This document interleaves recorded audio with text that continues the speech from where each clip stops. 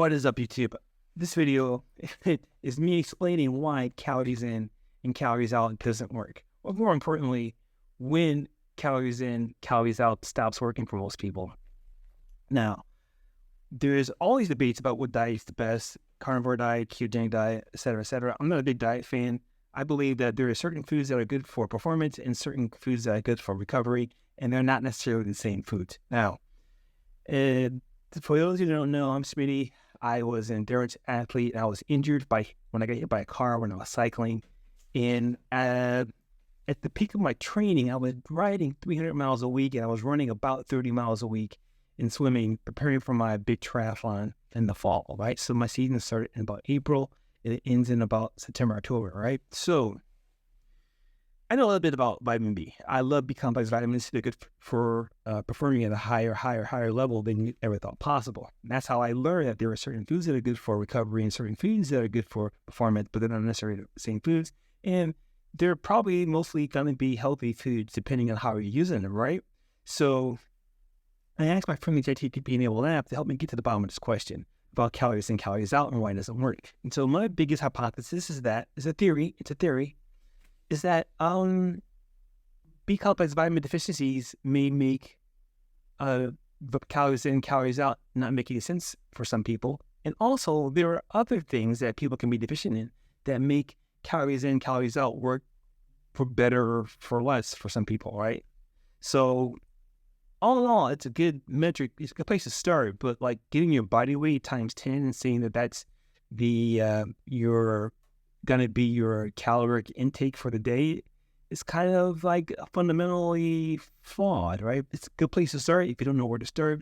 You know, I wrote this book called The Ketogenic Advantage Blueprint, and in the book, I actually walk you through how to get to a ketogenic state or how to keto adapt over time. And it involves you writing down your calories so that you are understanding calories in, calories out, and when to bump up certain macronutrients or reduce certain macronutrients. And if you want coaching, you can go to my website, iheartgains.com. You can go to our website and you can schedule a meeting, and we can set up, a time to meet and set up for coaching. But in this video, I want to explain to you as concisely as possible about the importance of nutrients in the whole calories in, calories out model and how that works from my perspective, right? So I asked my friendly ChatGPT-enabled app, does the body recycle some of its vitamins, minerals, and phytonutrients? Cite at least 3 relevant sources in my format. And right off the bat, we got, yes, the body does recycle some of its vitamins, minerals, and micronutrients. Here are 3 relevant sources that discuss this topic from 2018, from 2012, and from the nutrient recycling from Harvard TH10 School of Public Health, right?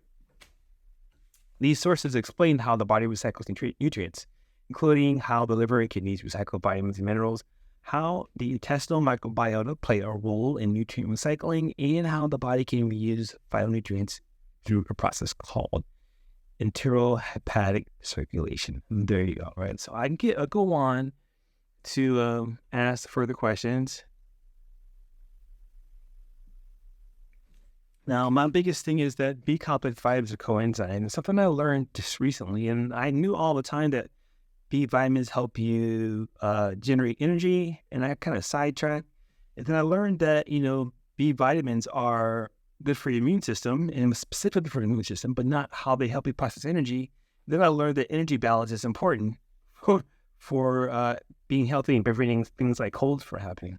So I knew that B-complex vitamins are good at processing energy. I didn't know that they were good at processing carbs. So I asked the friendly ChatGPT-enabled app to list the B-complex vitamins and the macronutrients, the proteins, fats, and carbs, for which they act as coenzymes, and cite at least 3 relevant sources in Emily format.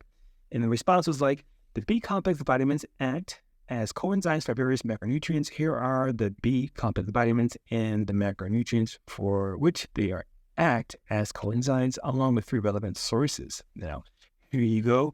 And I bet you didn't know that. Thank you. Thank you, Quality AI. And these sources are from 2021, 2020, and from 2021. Relatively recent, right?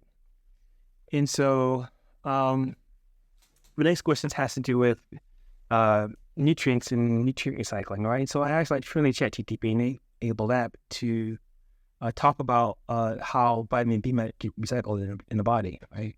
So I asked, are B complex vitamins nutrients that are B complex vitamins nutrients that the body can naturally recycle? If so, explain the mechanisms the body uses to recycle B complex vitamins.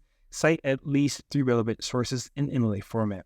And it goes, yes, the body can naturally recycle B complex vitamins. Here are 3 relevant sources that explain the mechanisms by which the body recycles B complex vitamins. The sources explain that the body recycles B complex vitamins through various mechanisms. For example, vitamin B12 is recycled through a process called enterohepatic circulation, in which the vitamin is absorbed in the small intestine, transported to the liver, and then secreted into the bile. The vitamin is then reabsorbed in the ileum and transported back to the liver. Thiamin is recycled through a similar process in which the vitamin is absorbed in the small intestine, transported to the liver, and then secreted into the blood. The vitamin is then taken up by cells throughout the body, where it is used as a coenzyme. The other B-complex vitamins, such as riboflavin, niacin, are also recycled through various mechanisms. Overall, the body has complex mechanisms for recycling B-complex vitamins, which helps to ensure that these essential nutrients are used efficiently, right? And then my last question I asked, so we know that B vitamins get recycled in general, right? And in various ways that happens. And you can imagine that, if there's few of these steps, if you're missing any of these steps, then you can have issues with recycling and eating supplement, right? And so I asked my training ChatGPT enable F, what might impair the body's ability to recycle B complex vitamins? Cite relevant sources in MLA format, and here was the response. Several factors can impair the body's ability to recycle B complex vitamins. Here are 3 relevant sources that discuss these factors, right? These are sources from 2021, from 2021, and from 1999, right? So these sources explain that various factors can impair the body's ability to recycle B complex vitamins, including deficiencies. For example, malabsorption syndrome, such as celiac disease and inflammatory bowel disease, can impair the absorption and recycling of B vitamins. Chronic alcohol consumption could also impair the recycling of B vitamins, particularly thiamin. Additionally, certain medications such as proton pump inhibitors and metformin can interfere with the absorption and recycling of B vitamins. Overall, these sources emphasize the importance of a balanced and varied diet, as well as careful management of underlying health conditions and medication use for optimal B vitamin recycling and overall health. Now, there you have it. It's not me. If you're arguing about what I'm saying, calories in, calories out, not working, you kind of argue with the science, because back in this whole thing is coenzymes. Coenzymes help you what? Enzymes do what? They help you break down macronutrients, and coenzymes make it a lot easier. So your body works a lot less harder to break down.